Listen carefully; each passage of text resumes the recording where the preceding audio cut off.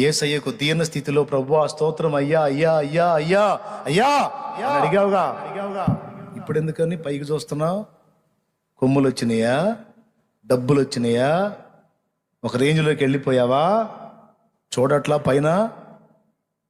చూడట్లా ఎట్లా తయారయ్యావో?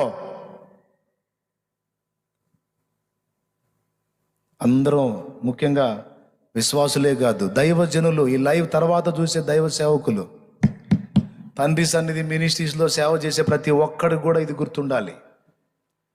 ఏ స్థితిలో నుంచి నువ్వు వచ్చావో, దేవుడు ఏ స్థితికి నిన్ను తీసుకెళ్ళాడో.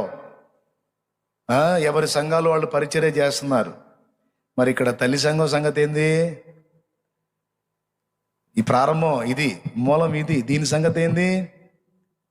నాకు ఒక ఆధారం దొరికింది, నేను వెళ్ళి ముందు అక్కడ చేస్తున్నా, ఇక్కడ చేస్తున్నా, నువ్వు ఎక్కడికన్నా తగలబడు, కానీ ఇక్కడ ఇది నీ ప్రారంభం అని మర్చిపోవద్దు. ఇక్కడ నువ్వు చూపాల్సిన కృతజ్ఞత తప్పకుండా చూపాల్సిందే. ఇక్కడ నీ ద్వారా జరగాల్సిన పరిచర్య తప్పకుండా జరగాలి. నీ జ్ఞాపకాల్లోంచి దేవుడు గాని, తల్లి సంఘం గాని, ఆత్మీయ నాయకుడు గాని తొలగిపోయిన నాడు నువ్వు పక్కకు పెట్టబడతావు, దేవుని చేతిలో వాడబడావు. Praise the lord. అంటే ఎవరు లేరు అలాంటి వాళ్ళు, అయినా ముందు జాగ్రత్తగా చెప్తున్నా, మన ఆరంభాన్ని మర్చిపోకూడదు. దేవుని కృప వల్ల నేనైతే మర్చిపోలే. ఇప్పటి వరకు నేను ఎవరి దగ్గర వాక్యం పొందానో ఇంతవరకు ఆ భక్తుల్ని నేను మర్చిపోలేదు. ఎవరి దగ్గర రక్షణ పొందానో ఇంతవరకు ఆ సన్నిధిని నేను వదలలేదు. మొత్తాన్ని అనుబంధం కలిగే ఉన్నాను. మళ్ళీ దేవుడు నాకు ఇచ్చిన స్పెషల్ అనుభవాన్ని బట్టి దేవుని మార్గంలో సాగిపోతానే ఉన్నాను. ఎవరి మీద అతిశయపడలేదు, ఎవరిని తృణీకరించలేదు, ఎవరిని లెక్క లేకుండా త్రోసిపుచ్చలేదు. నా సొంతం, నా ఇష్టం అన్నట్టు నేను అడుగులు వేయలేదు.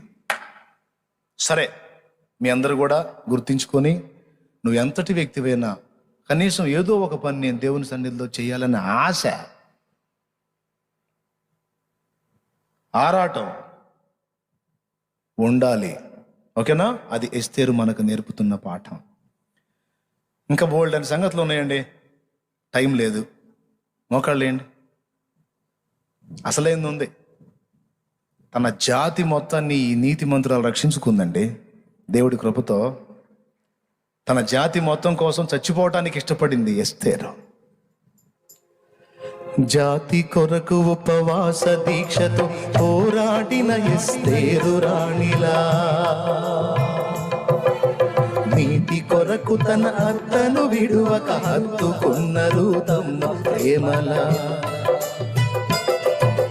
జాతి కొరకు ఉపవాస దీక్షతో పోరా